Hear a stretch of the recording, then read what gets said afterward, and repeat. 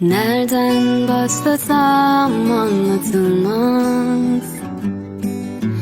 Ben pes etsem aşk bırakmaz. İmkansızdı ya, gerçek olmaz. Biter sandım, geçer sandım. Sonu kıyamet, kaçılmaz.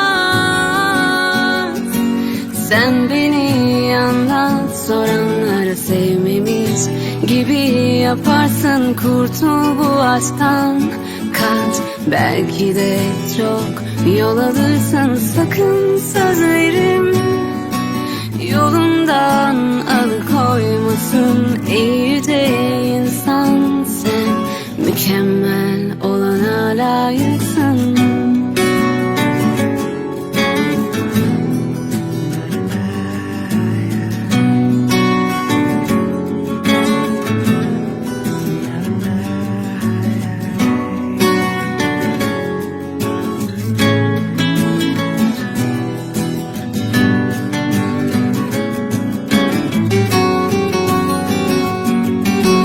Sen beni anlat, soranlara sevmemiş gibi yaparsın. Kurtul bu aşktan, kaç, belki de çok yol alırsın. Sakın sözlerim yolundan alıkoymasın. Ey yüce insan, sen mükemmel olana layıksın. Sen beni anlat, soranları sevmemiş gibi yaparsın. Bulduğun aşktan ya ardına bakmadan kaçarsın. Sakın sözlerim aklını karıştırmasın. Sen güçlü insan, tek başına da ayakta kalırsın.